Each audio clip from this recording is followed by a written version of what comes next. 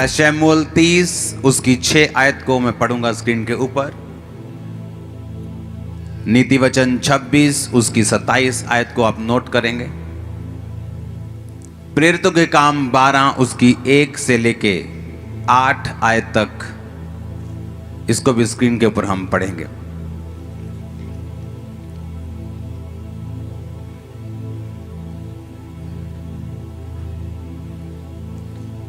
आप सुनना चाहते जो परमेश्वर कहना चाहता आपसे? मुझे सुनाई देना चाहिए आपकी यस।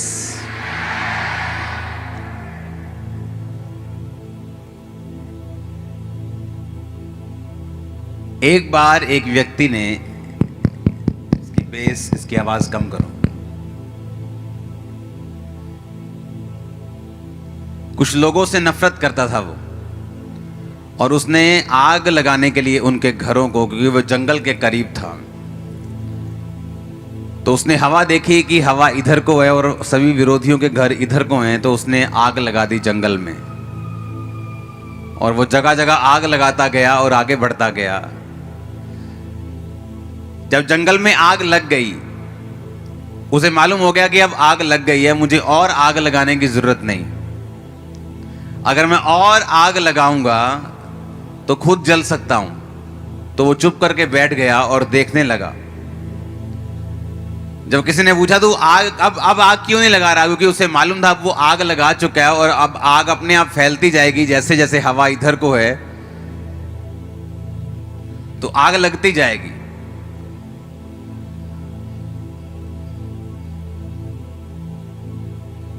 लेकिन नीति वचन 26 उसकी 27 आयत में लिखा, जो गड्ढा खोदे वही उसमें गिरेगा, जो पत्थर लुढ़काए वो लुढ़क कर उसी पर लुढ़क आएगा।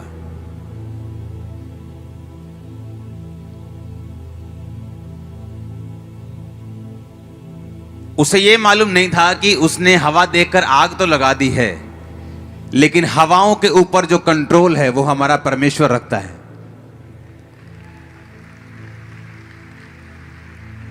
अब मैं आपको परमेश्वर का एक दास होने के नाते बोल रहा हूं, जब आग लग चुकी होगी हवा का रुख चेंज हो जाएगा।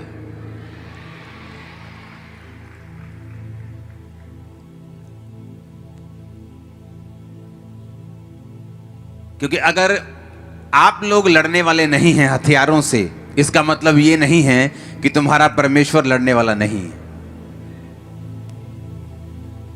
अगर तुम लोग बदला लेने वाले नहीं हो, इसका मतलब यह नहीं है कि तुम्हारा परमेश्वर जो है वो बदला लेने वाला नहीं है। क्रिश्चियन लोगों को हुक्म है कि जस्ट खड़े रहो। वो कौन सा सॉन्ग है? डरो मत चुपचाप खड़े रहो, खुदा की रज़ा के काम देखो, जलाली खुदा के काम देखो, चुपचाप तुम खड़े रहो। डरो मत चुपचाप खड़े रहो, खुदा की रज़ा के काम देखो। पूर्वी हवाएं जब चलती है, खुश्क जमीन हो जाती है, पानियों का ढेर लग जाता है, ऊंची दीवार बन जाती है, पानियों का ढेर लग जाता है, ऊंची दीवार बन जाती है। तो डरो मत चुपचाप खड़े रहो, खुदा की रज़ा के काम देखो। जोर से बोलो आमीन। आप लड़ते नहीं, इसका मतलब यह नहीं है कि आपका परमेश्वर चुप बैठा है। जिस हवा को देखकर आपको जलाने की कोशिश की गई है, मैं आपको प्रोफेटिकली परमेश्वर का दास होने के नाते बता रहा हूं, वो हवा दूसरी तरफ बहेगी और आप बचाए जाएंगे। आमीन ऊंचे वाला होगा तो ये आपके परिवार के लिए होगा।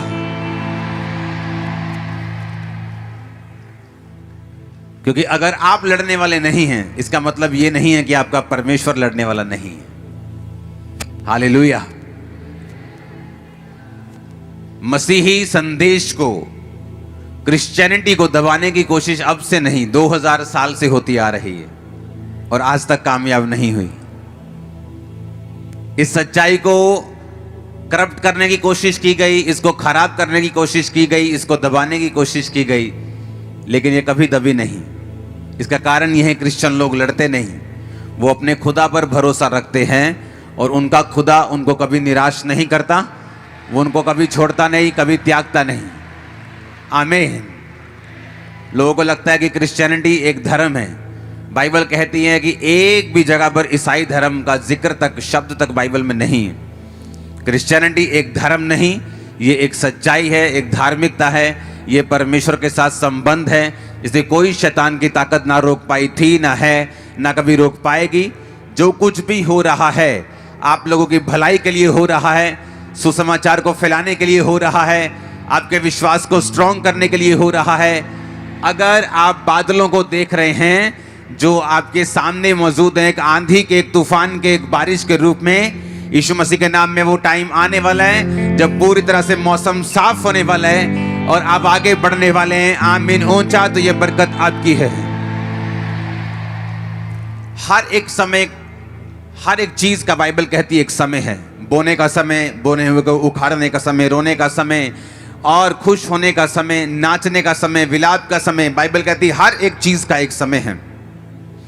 और बाइबल कहती है कलीसिया इसीलिए परमेश्वर ने बनाई है ताकि आप इस तब ब्लेस होते हैं जब आप परमेश्वर के दिमाग को, उसके प्लान को, उसकी योजना को जो उसके माइंड में है, आप उसे समझ जाते हैं और उस योजना को धरती पर पूरा करने के लिए आप काम करना शुरू करते हैं। जिस तरह से एक व्यक्ति जो नशे में हो सकता है और परमेश्वर का आत्मा अगर आप उसके साथ संबंध में हैं, हो सकता है वो आपको उस व्यक्ति के लिए प्रार्थना करने के लिए बोले, उसके साथ वचन शेयर करने के लिए बोले, और वो व्यक्ति जब आपकी प्रार्थना और वचन के शेयर करने के कारण बचाया जाएगा तो इसका मतलब आपने परमेश्वर की मर्जी को पूरा किया। जब चेलों ने कहा कि जिस तरह यूहन्ना ने अपने चेलों को प्रार्थना करना सिखाया, प्रभु यीशु हमें भी प्रार्थना करना सिखा, तो परमेश्वर ने कहा था तुम इस तरह से प्रार्थना करना कि हे पिता, तू जो आसमान में है तेरा नाम पाक माना जाए, जिस तरह तेरी मर्जी आसमान में पूरी होती है धरती पर उस तरह राज आए। कौन सी मर्जी की परमेश्वर बात कर रहा है? वो मर्जी जो परमेश्वर के दिमाग में है। और किस तरह से वो धरती पर पूरी होगी? बाइबल कहती है परमेश्वर के आत्मिक नियमों की किताब में से ये नियम है कि परमेश्वर धरती के ऊपर कोई भी काम जो है वो अपने आप नहीं करता। बाइबल कहती है वो कर सकता है, लेकिन आप लोगों को सहभागिता में बनाने का उसका कारण ये था कि आप लोग परमेश्वर के द्वारा ठहराए हुए कामों को करेंगे और इसी के जरिए ये एक लैडर बन जाएगी, एक कांटेक्ट बन जाएगा कि पीछे लाइट है, आगे बल्ब भी लगा हुआ है, लेकिन जब कनेक्शन ही नहीं है लाइट से बल्ब की ओर, वो इलेक्ट्रिसिटी फ्लो नहीं कर रही, तो लाखों रुपए का बल्ब और पीछे हजारों वोल्ट की रोशनी किसी काम की नहीं। उसी तरह परमेश्वर जो हजारों, लाखों, करोड़ों और बेहिसाब वोल्ट की जो पावर है और आप एक बल्ब के समान, रोशनी के समान बाइबल कहती है बुलाए गए हैं, लेकिन जब कनेक्शन आप में और परमेश्वर में नहीं है, आप रोशनी नहीं दे सकते, लोगों को रास्ता नहीं दिखा सकते, परमेश्वर के द्वारा बनाए गए मकसद को भी आप पूरा नहीं कर सकते। बाइबल कहती है जब परमेश्वर आपको बुलाता है तो उसका एक मकसद है आपकी लाइफ के लिए। अब आपको उस मकसद को समझना है जो परमेश्वर के दिल में है आप लोगों के लिए, और जैसे ही आप उस मकसद को समझ के काम करना शुरू कर देंगे, वो इलेक्ट्रिसिटी का फ्लो होगा, आप चमकने लगेंगे, आपकी पर्सनल लाइफ भी ब्लेस होने लगेगी। इसी तरह से मैं ब्लेस हुआ हूं जिस तरह से आप ब्लेस होने वाले हैं। आमीन। ऊंचा तो ये आपके परिवारों तक जा रहा है इसका असर। Hallelujah, hallelujah. जोर से एक बार हालेलुया बोलो। तो अब मुझे ये बात समझ में आ गई कि मैं इसलिए ब्लेस होता हूं कि सिर्फ इसलिए नहीं कि मुझे एक जीवित कलीसिया में जाकर आमीन आमीन बोलना है, मुझे मास प्रेयर रिसीव करनी है और मैं ब्लेस हो जाऊंगा। इसके लिए परमेश्वर ने आपको नहीं बुलाया। वो मास प्रेयर आपके छुटकारे के लिए है, वो आपको आगे बढ़ाने के लिए है, वो आपको परमेश्वर का असली मकसद दिखाने के लिए है। जब बाइबल कहती है जब हम शमूएल की पुस्तक पहला शमूएल उसका 30 उसकी 6 आयत को पढ़ते हैं तो लिखा, और दाऊद बड़े संकट में पड़ा क्योंकि लोग अपने बेटे बेटियों के कारण बहुत शोकित होकर उस पर पथराव करने की चर्चा कर रहे थे, परंतु दाऊद ने अपने परमेश्वर यहोवा को याद करके हियाव बांधा। अब यहां पे लिखा कि दाऊद बड़े संकट में पड़ा। रीजन क्या था? कारण यह था कि दाऊद के सारे लोग बंदी बना लिए गए थे और दाऊद के सारे लोगों को उसके दुश्मनों ने बंदी बनाकर वो ले गए और दाऊद के अपने लोग उसे पत्थरवा करने की चर्चा करने लगे।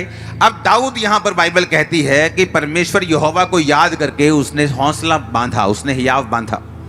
परमेश्वर यहोवा को कैसे याद किया? नाम लिया उसका। बाइबल कहती खुदा अपने वचन में रहता है। उसने वचनों को याद किया कि चाहे मैं घोर अंधकार के तराई के बीच में से होकर चलूं,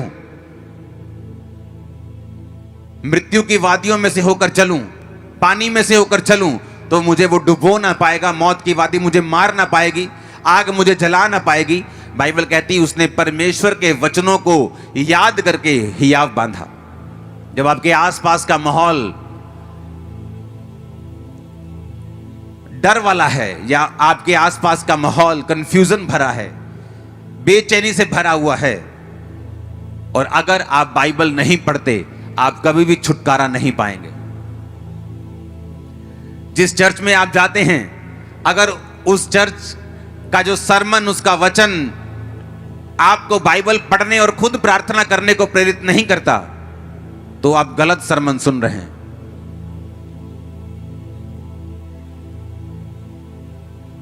दाऊद ने, बाइबल कहती, यहोवा के वचन को याद किया, क्योंकि जब माहौल आपके आसपास इतना खराब था,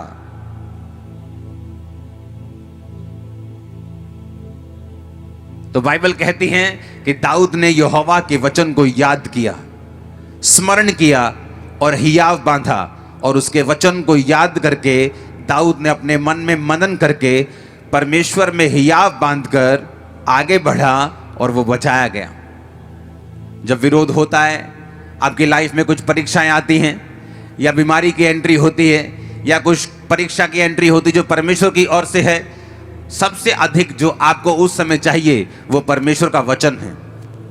और जैसे ही आप परमेश्वर के वर्ड को पढ़ते हैं, आप नोटिस करते हैं, चाहे आपके बाहर का माहौल कैसा भी हो, वो चाहे अभी चेंज हुआ या नहीं हुआ, आपके अंदर का माहौल जो है एक क्रिश्चियन व्यक्ति के लिए ज्यादा मायने करता है।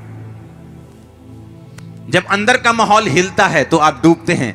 बाइबल कहती, पतरस जब परमेश्वर को पूछ कर चलने लगा कि प्रभु अगर तू ही है तो पानी पे चल के आऊं, तो परमेश्वर ने कहा आ जा। जब पानी पे चलने लगा, बाहर का माहौल तो वही था, आंधी और तूफान आ रहे थे, अंदर का माहौल बदल गया और वो डरने लगा, क्योंकि शैतान ने कहा, ओए तुझे मालूम नहीं, इंसान को पानी पे चलने के लिए तो बनाया नहीं गया, मछलियों को बनाया गया। परमेश्वर ने तो मछलियों को बनाया पानी पे चलने के लिए और बहने के लिए और तैरने के लिए, तुझे तो नहीं बनाया, तो डूब जाएगा अभी।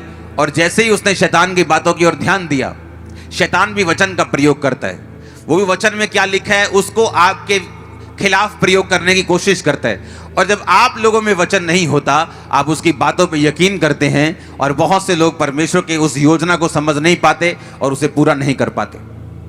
हालेलुया। अब जब उसको, बाइबल कहती है, जब वो पानी पर था और जब पानी पर चलकर शक आ गया और डूबने लगा, तो परमेश्वर ने ये नहीं कहा तू क्यों अविश्वासी बना। परमेश्वर ने कहा तूने क्यों अल्प विश्वासी, तूने क्यों संदेह किया, थोड़े विश्वासी, यानी तेरे अंदर संपूर्ण विश्वास नहीं, तूने क्यों शक किया, तूने क्यों विश्वास नहीं किया।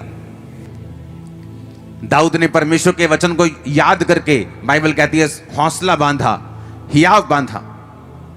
आपको यह बात समझ आनी चाहिए, पास्टर्स को खासकर जब वो सेवा में होते हैं, जब वो अलग अलग तरह की परीक्षाओं में या दुखों में या किसी तरह के सताव में होते हैं, आपको एक चीज जो चाहिए वो है परमेश्वर का वचन।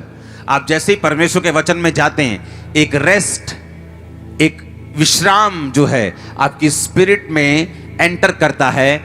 और जब तक ये विश्राम आपकी लाइफ में, आपकी स्पिरिट में एंटर नहीं करता, बाइबल कहती है आप बड़े बड़े काम नहीं कर सकते। बाइबल कहती है उस समय के लोग जब पापी थे और अलग अलग तरह के पापों में फंसे हुए थे, तो परमेश्वर ने नूह को चुना, और बाइबल कहती है परमेश्वर ने नूह के साथ आकर बात की कि एक बड़ी कश्ती बना और सब तरह के जानवर उसमें रख, अशुद्ध जोड़े इतने, शुद्ध जोड़े इतने, और उसके बाद मैं इतने दिन बारिश बरसाऊंगा और सब लोग धरती पर मर जाएंगे। और बाइबल कहती है नूह का जो इब्रानी मतलब है उसका मतलब है रेस्ट, उसका मतलब है विश्राम। जब आप विश्राम में नहीं होते, आप घबराए होते हैं, क्योंकि आप बाहर की दुनिया की न्यूज़ पढ़ रहे हैं, ज़्यादा आप न्यूज़ में हैं, आप देख रहे हैं बाहर क्या हो रहा है, माहौल ख़राब हो रहा है। लेकिन बाइबल कहती है जब आप बाहर की दुनिया को देखते हैं, आपकी रेस्ट जो है अंदर की वो लूज़ हो जाती, वो ख़त्म हो जाती।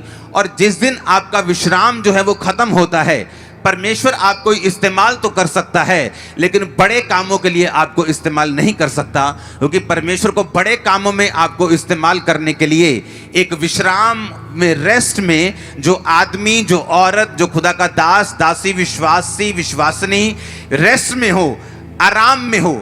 कौन सा आराम? आराम करने का मतलब ये नहीं कि वो सुसमाचार प्रचार ना करे, या काम ना करे, या सेवा ना करे, या प्रेयर ना करे। आराम का मतलब उसके अंदर एक विश्राम का आत्मा है।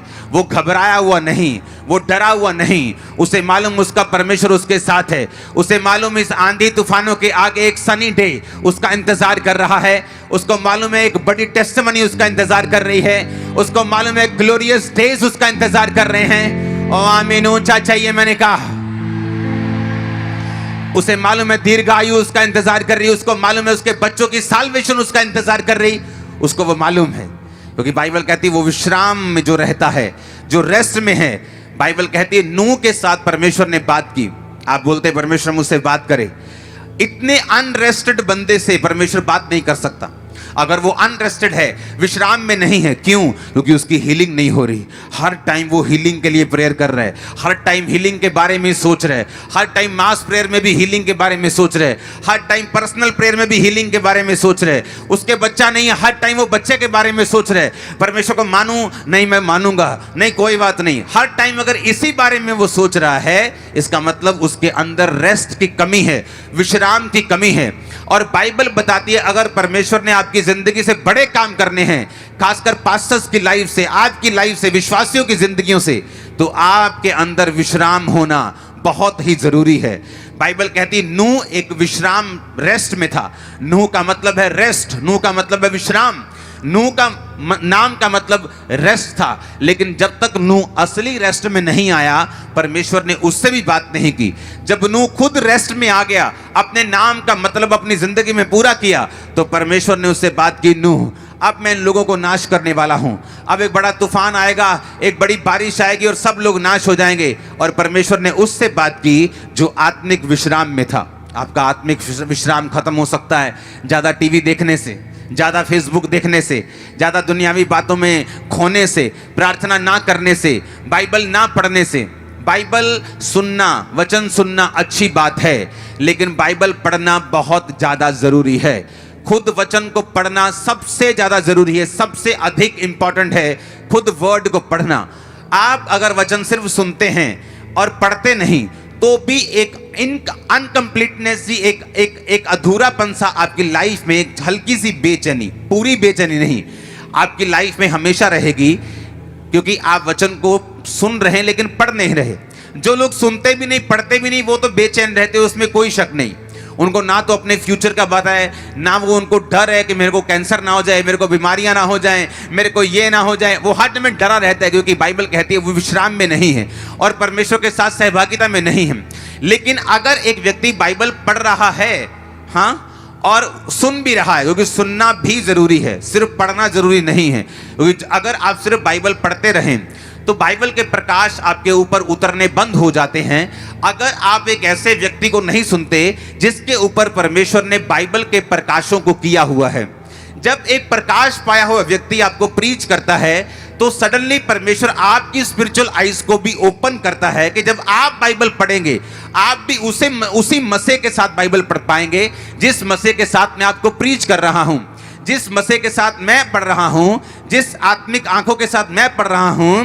जब आप इस प्रीच को सुनेंगे, आपकी अपनी स्पिरिचुअल आइज और आपके परिवार की भी ओपन हो रही है right now in Jesus name. जब आपकी स्पिरिचुअल आइज ओपन होती हैं, आप बाइबल सुन के चले जाते हैं और वो प्रचारक जो आपको खुद बाइबल पढ़ने और आपको खुद प्रार्थना करने के लिए नहीं बोलता, वो प्रचारक सही नहीं है। अगर मैं आपको बोल रहा हूं आप वचन सुन जाओ और घर जाके वचन पढ़ो, होगा क्या? जब आप वचन पढ़ेंगे आप विश्राम में चले जाएंगे। आपको मालूम आपके आसपास का माहौल जो है, जो गलत माहौल है, आपको वो इफेक्ट नहीं करेगा, क्योंकि आपकी जो स्पिरिट है वो विश्राम में और रेस्ट में चली जाएगी। जब आप रेस्ट में चले जाएंगे, विश्राम में चले जाएंगे, तो परमेश्वर आपसे बात करेगा। आपके उस बच्चे के लिए जो नशा करता है, आपके बिजनेस के लिए जो आप आगे लेके जाना चाहते हैं, आपके कैरियर में आपके किधर जाना चाहते हैं, आपकी सेवकाई के लिए कि परमेश्वर आपको गाइड करेगा वो कैसे बढ़ेगी, हर एक चीज के लिए परमेश्वर का आत्मा आपकी अगुवाई करना शुरू कर देगा जब आप रेस्ट में चले जाएंगे। अगर आप रेस्ट में नहीं हैं तो आप परमेश्वर की बात नहीं सुन पाएंगे, आप स्वर्ग नहीं मिस करेंगे। क्योंकि अगर आपने यीशु मसीह को ग्रहण कर लिया, बपतिस्मा ले लिया, तो आप स्वर्ग मिस नहीं करते। लेकिन धरती पर भी एक मकसद है परमेश्वर का आपको भेजने का, और जब आप उस मकसद को पूरा करते हैं, आप खुद भी रोशनी पाते हैं और आपके लोग, आपका परिवार भी रोशनी पाता है।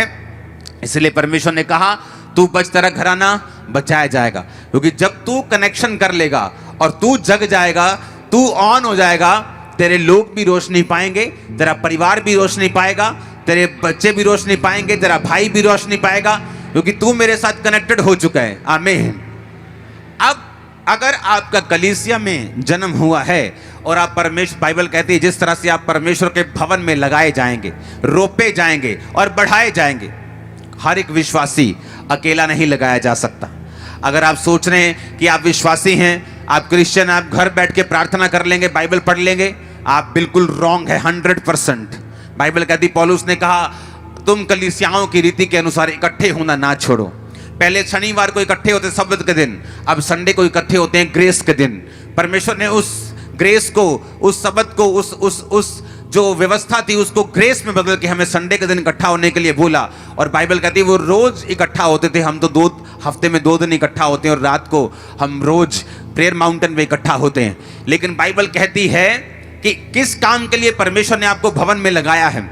अब हम पढ़ेंगे, जब हम प्रेरितों के काम उसकी 12, उसकी 1 से 8 आयत पढ़ते हैं, तो वहां पे लिखा, उस समय हेरोदेस राजा ने कलीसिया के कई व्यक्तियों को सताने के लिए उन पर हाथ डाले। उन्होंने यूहन्ना के भाई याकूब को तलवार से मरवा दिया। जब उन्होंने देखा कि यहूदी लोग इससे आनंदित होते हैं, तो उन्होंने पतरस को भी पकड़ लिया। और वे दिन अख़मीरी रोटी के दिन थे। उसने उसे पकड़कर बंदीगृह में डाला और 4-4 सिपाहियों के 4 पहरों में रखा, और इस विचार से कि फसह के बाद उसे लोगों के सामने लाएं। बंदीगृह में पतरस बंद था, परंतु कलीसिया उसके लिए लौ लगाकर परमेश्वर से प्रार्थना कर रही थी। अब बाइबल कहती है जब परमेश्वर के एक दास को मार दिया गया, तो कलीसिया को गलती समझ आई कि हमें दासों के लिए भी प्रार्थना करनी है। सिर्फ परमेश्वर के दासों को हमारे लिए प्रार्थना नहीं करनी, हमें भी उनके लिए प्रेयर करनी है। और बाइबल कहती है वो लौ लगाकर प्रार्थना करने लगे। जब वो लौ लगाकर प्रार्थना करने लगे, तो परमेश्वर ने अपने स्वर्गदूत को भेजा, और स्वर्गदूत आया तो 7 आयत में लिखा, उस कोठरी में ज्योति चमकी। उसने पतरस की पसली पर हाथ मारकर उसे जगाया और कहा, उठ जल्दी कर। और उसके हाथों से जंजीरें खुलकर गिर पड़ी। स्वर्गदूत ने उससे कहा, कमर बांध, जूते पहन। और उसने वैसा ही किया। फिर उससे कहा, अपना वस्त्र पहनकर मेरे पीछे हो ले। और पतरस को अभी भी लग रहा था कि वो दर्शन देख रहा है, लेकिन वो असली में हो रहा था, क्योंकि कलीसिया लौ लगाकर परमेश्वर से प्रार्थना कर रही थी। अगर वो कलीसिया ऐसी होती, देखती, अच्छा अब पतरस नहीं आया, अच्छा आज हीलिंग मीटिंग नहीं हो रही, अच्छा मैं जा रही हूं अपनी जॉब पर, मैं अपने बिजनेस, मेरी बुआ की लड़की की शादी है, अच्छा आज हीलिंग मीटिंग नहीं हो रही, अच्छा मैं आज नहीं आ रहा हूं, अच्छा आज डिलीवरेंस मीटिंग नहीं है, अच्छा आज नहीं चलता हूं। वो अभी क्रिश्चियन नहीं है, वो जस्ट बाबाओं की तरह एंट्री कर रहे हैं चर्च में। जब बाबा जी हैं, बाबा जी से हीलिंग लेने आ गए, बाबा जी नहीं है तो खत्म। लेकिन बाइबल कहती वो कलीसिया, जब परमेश्वर का दास उनके बीच में नहीं था, तो लौ लगाकर परमेश्वर से प्रार्थना कर रही थी। ये कलीसिया का काम था। इसीलिए जो प्रेरितों के काम की कलीसिया है, वो ज्यादा ब्लेस्ड और आशीषित थी। बहुत से लोग उस कलीसिया में से चुने जाते थे, और वो भी लंगड़ों को चलाया करते थे। बहुत से लोग जो थे वो फाइनेंशियली बहुत ब्लेस्ड थे, और कलीसिया में अपने मकानों, दुकानों को बेचकर अपने पैसों को प्रेरितों के कामों में रखते थे, और कलीसियाएं बहुत जल्दी बढ़ रही थी, क्योंकि हर व्यक्ति अपने काम को, अपनी ड्यूटी को पूरी अच्छी रीति के साथ कर रहा था। और बाइबल कहती है वो कलीसिया दरिद्र नहीं थी, उसके पास पैसे की कमी नहीं थी। इमेजिन करो अगर मेरे पास एक मकान है और जब मैं कलीसिया में आया मैंने अपना मकान बेच दिया, तो मैं तो फिर गरीब हो गया। तो ऐसे सब मकान बेचते जाएंगे तो सब गरीब होते जाएंगे। लेकिन बाइबल कहती है वो कलीसिया गरीब और दरिद्र नहीं थी। क्यों? क्योंकि जब उन्होंने एक मकान बोया, परमेश्वर ने 2 के रास्तों को, 4 के रास्तों को खोला होगा। और इस तरह से उनको समझ आता गया कि हम जितना बो रहे हैं उतना काट रहे हैं। वो ज्यादा बोते गए, प्रेयर करते गए, मिशनरी कामों के लिए प्रेयर करते गए, अपने दासों के लिए, परमेश्वर के अगुओं के लिए वो प्रेयर करते गए। उनकी प्रार्थना को परमेश्वर सुनता था। उनकी वजह से, दासों की वजह से वो बचाए गए, वो चंगे हुए, उन्होंने मिरेकल्स पाए, ब्लेसिंग ली, साल्वेशन पाई। जब दासों को जरूरत पड़ी उन्होंने प्रार्थना की, परमेश्वर अपने दूतों को भेज, अपनी सुरक्षा को भेज, दासों को छुड़ा। इस तरह से जब हम एक दूसरे के पूरक बनेंगे, जब हम एक दूसरे, जहां मैं कमजोर हूं आप मजबूत, जहां आप मजबूत हैं मैं कमजोर, जहां मैं मजबूत हूं आप कमजोर हैं, हम एक दूसरे के पूरक हैं, एक दूसरे को कंप्लीट करने वाले हैं। जब मैं अपनी जिम्मेवारियां सही से निभा रहा हूं तो मैं ब्लेस्ड हूं। अगर कलीसिया अपनी जिम्मेवारी सही से निभाएगी तो वो ब्लेस होगी। Hallelujah, hallelujah. मैंने देखा है बहुत सी कलीसियाएं जो अपने पास्टर्स के दर्शनों में उनका साथ नहीं देती, क्योंकि पास्टर ने बोला होता है मुझे ये कलीसिया से कुछ भी जरूरत नहीं। ऐसे बहुत सारे पास्टर्स को मैं जानता हूं, लेकिन उस कलीसिया की जिम्मेवारी ये होती है कि उस सारे मिशनरी कामों में प्रार्थना के साथ, उपवास के साथ, पैसों के साथ, ताकत के साथ, वरदानों के साथ, जो भी कलीसिया के पास है वो उस मिशनरी काम के लिए, खुदावंद की सेवकाई के लिए, किसी धर्म के प्रीच के लिए नहीं, जीसस क्राइस्ट के प्रीच के लिए, किसी धर्म को ऊंचा, किसी धर्म को नीचा करने के लिए नहीं, यीशु मसीह के नाम को फैलाने के लिए। अगर आपका कुछ भी प्रयोग नहीं हो रहा तो बाइबल कहती है आप एक सच्ची कलीसिया नहीं है, आप एक राइट पाथ पे नहीं हैं, आप एक सही रास्ते पे, सही दर्शन पे नहीं हैं, और आप परमेश्वर की मर्जी को पूरा नहीं कर रहे। और इसी कारण आपकी लाइफ में कंफ्यूजन है और रेस्ट की कमी है, विश्राम की कमी है। ब्लेसिंग के लिए जोर लगाना पड़ता है, लाइफ अगले लेवल तक नहीं पहुंचती। बहुत से लोग सोचते हैं कि अगले लेवल पे जाने के लिए हमें परमेश्वर की ओर देखना होगा। हाँ, वो तो देखना ही होगा, लेकिन हर टाइम ऐसा नहीं है बाइबल के मुताबिक। बहुत से लोग प्रार्थना करते हैं, परमेश्वर मैं सेम सैलरी पे हूं, मैं सेम अनॉइंटिंग पे हूं, मैं सेम मसे में हूं, मैं सेम वरदान में हूं, मैं सेम इसी बरकत पे हूं। क्योंकि अगले लेवल के लिए अगर किसान बोले कि मैं उसी 1 एकड़ को काट रहा हूं, क्योंकि वो फसल ही, वो बीज ही 1 बोरी को बो रहा है और हर साल 1 बोरी बोता है, हर साल 1 एकड़ काटता है, तो वो सोच रहा है कि मेरी फसल क्यों नहीं बढ़ रही। अगर उसे फसल बढ़ानी है, उसे सेक्रीफाइस करना पड़ेगा। जब फसल उगेगी उसे अपनी फसल में से बीज ज्यादा निकालना पड़ेगा और अगली बार उसकी फसल बड़ी होगी। कलीसिया को यह मालूम होना चाहिए आपका फाइनेंस का लेवल, आपकी स्पिरिट का लेवल, आपकी अनॉइंटिंग का लेवल, गिफ्ट्स का लेवल, वो जो कदम आप बढ़ाते हैं उनसे बढ़ता है। हालेलुया। अगर आप कदम नहीं बढ़ाएंगे वो नहीं बढ़ेगा, आप कदम आगे नहीं करेंगे वो नहीं बढ़ेगा। अगर आप फैसला लेने में देरी करेंगे आपकी बरकत भी देर से आएगी। आगे बढ़ने की ताकत खुदा ने आपको आपके हाथों में दी है। अगर आप आगे बढ़ना चाहते हैं वो आपके हाथों में है, अनॉइंटिंग में बढ़ना चाहते हैं वो आपके हाथों में है। हालेलुया। वो परमेश्वर के हाथों में नहीं, वो आपके ज्यादातर आपके हाथों में है। क्योंकि परमेश्वर ने जब आपको भुलाया, आपको बचाया, आपको सेव किया, आपको लहू से धोया, पापों को माफ किया, चंगा किया, अब उसने बाइबल को, आपके वचन को आपके हाथों में दिया है। आप जब इस स्ट्रक्चर को पूरा करेंगे, इसके अनुसार अपनी लाइफ को बिताएंगे, आप अपनी लाइफ में ब्लेस होते जाएंगे। आमीन। ऊंचा ये बरकत आपकी है। हालेलुया। ऊंची आवाज में हालेलुया।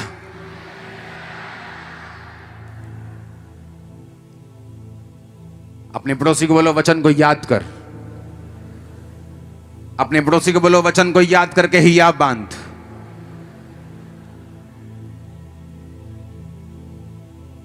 वचन को याद कर और हिया बांध। आमीन। घर जाकर वचन को पढ़ना आपको रेस्ट में लेके आएगा, आराम में। जब आराम आएगा खुदावंद बात करेगा। जब वो बात करेगा वो छुटकारा देगा। जब छुटकारा देगा आपकी टेस्टिमनी बढ़ेंगी, बहुत से लोग छुड़ाए जाएंगे। जिन लोगों को परमेश्वर इस्तेमाल करता है उन लोगों की एक निशानी है, वो अंदर से विश्राम में है, बाहर से काम में है। कुछ लोग बाहर से बहुत विश्राम में दिखते हैं, हम्बल दिखेंगे इस तरह से, ऐसे शो होगा कि पता नहीं स्वर्गदूत ही आ गया आपके बीच में। उनकी बोली हाँ ब्रदर जी, लेकिन अंदर से वो विश्राम में नहीं, अंदर से डर रहे हैं वो। और कुछ लोग बाहर से कड़क हैं लेकिन अंदर विश्राम में हैं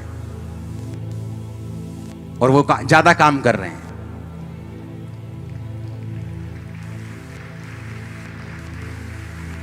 जब अंदर विश्राम नहीं और बाहर विश्राम है तो उल्टा हो गया।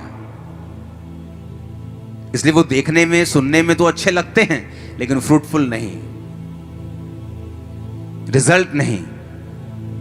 क्योंकि रिजल्ट लेने के लिए आपको इनसाइड से, अंदर से विश्राम में आना पड़ता है। और कई बार जब आप प्रार्थना में बैठते हैं, आप 4 घंटे, कई बार 5 घंटे भी लग सकते हैं, कई बार 3 घंटे भी लग सकते हैं, आपको उस विश्राम में घुसाने के लिए जो परमेश्वर ने आपको दिया हुआ, देना चाहता है। आप जस्ट कई बार 1 घंटे की प्रार्थना, धन्यवाद प्रभु जी ये मंगा, वो राशन लिस्ट देके कई बार आप विश्राम में प्रवेश नहीं कर सकते। हालेलुया। कई बार जब मैं अपने प्रेयर रूम में जाता हूं तो कई बार परमेश्वर का आत्मा मुझे बोलता है तू सो जा पहले। मैं जस्ट जाते ही सोता हूं पहले, कई बार, हर बार नहीं। और 2 घंटे बाद जब मैं उठता हूं, मुझे कुछ भी करने की जरूरत नहीं। ऐसे होते जैसे स्वर्गदूत ने सामने कॉपी रखी है और वो प्रेयर पॉइंट्स देते हैं। जस्ट उस प्रेयर पॉइंट से जब प्रेयर होती, रिजल्ट आने शुरू होते। मैं आपको सीक्रेट दे रहा हूं, वो एक ऐसी प्रार्थना में पोजीशन है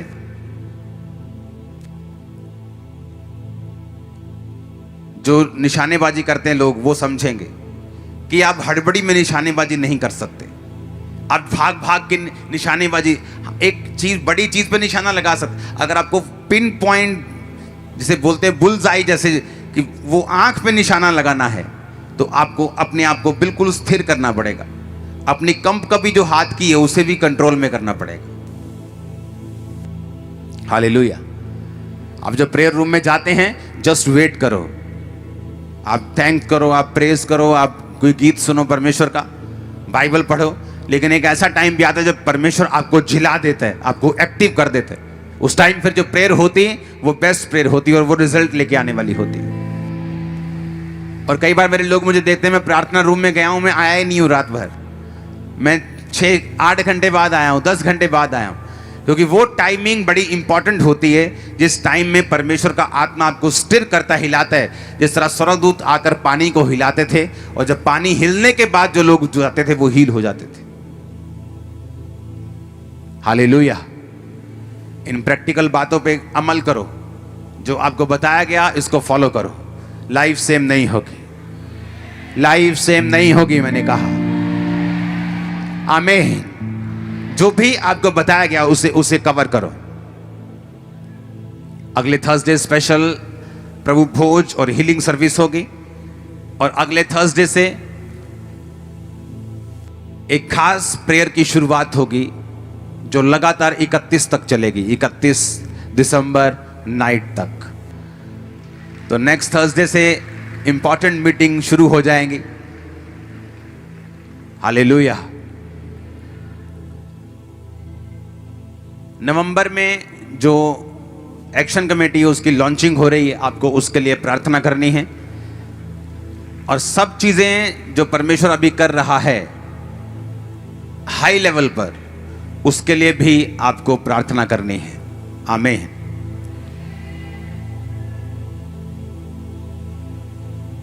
कोर्ट में कई तरह के मसले जो हैं वो चल रहे हैं, क्रिश्चियनिटी के कुछ न्यूज़ हमने देखी, पास्टर्स ने, जब हम बैठे थे कि ऐसे पत्रकार जा रहे हैं, पूछ रहे हैं क्या हुआ भाई साहब, आपको क्या किया इन्होंने? मेरे को इन्होंने बोला 2 लाख ले लो और तुम मेरे धर्म में आ जाओ, और इसने बोला हम तुमको रिक्शा दे देंगे। अगर चैलेंज करें हम, उसका पॉलीग्राफ टेस्ट करवाओ, जो बंदा ये बयान दे रहा है झूठा निकलेगा 1 नंबर का वो, और बंद कर दो ये गेम्स खेलना हमारे साथ। आज तक हिंदुस्तान की हिस्ट्री में कोई साबित नहीं कर पाया किसी ने लालच देकर धर्म परिवर्तन किए। आज तक एक भी कोर्ट में साबित नहीं कोई कर पाया, क्योंकि मुझे रियलिटी मालूम है, आपको भी मालूम है। हालेलुया। जब मसीह में आने के बाद कुछ साल हो गए, कहते जी पैसे दे के बना दे। मैं कहा ले जाओ यार, मैनू दवाओ पैसे, बनता गए ही कितने मिलते पैसे। आज तक मालूम नहीं हुआ कहां मिलते पैसे। और देखो कई बड़े मीडिया, अच्छे मीडिया भी हैं, लेकिन 2 राह पे चलते लोगों को पूछ रहे क्या हुआ तुमको, कैसे तुमको? हाँ हमको लालच दिया गया, हमको बोलते थे यहाँ आ जाओ वहां आ जाओ। अगर क्रिश्चियन लड़ने वाले हों और उस जगह चला के धरना लगा दें और उस व्यक्ति को बोलें कि जिस व्यक्ति ने तुझे लालच दिया उसका भी हम नार्को टेस्ट कराएंगे, लाई डिटेक्टर टेस्ट कराएंगे, तेरा भी कराएंगे, ऐसे भागेगा ना वो, नजर नहीं आएगा कभी, मैं आपको बता रहा हूं। हालेलुया। लेकिन जब किसी ने सोच रखा हो कि कुछ थोपना है, तो फिर सब चीजें, सब एजेंडे उसी के अनुसार चलने शुरू हो जाते हैं। तब रिटर्न भी, प्रिंटिंग भी, टीवी मीडिया भी, सब उसी की तरफ चल पड़ते हैं। लेकिन हमें कोई एतराज नहीं, चाहे बहाने से, चाहे विरोध से, चाहे सच्चाई से, कर काम तुम हमारा ही रहे हो, चिंता मत करो। हालेलुया। आपको एक्टिव रहना है इन चीजों के लिए। जब आपको मैसेजेस मिलते हैं ऐसे, तो आपको एक्टिव रहना है। तो कल से जब यहां पर फास्टिंग प्रेयर होगी, इसलिए सब चीजों को कम करके फास्टिंग प्रेयर पर जोर दिया गया है।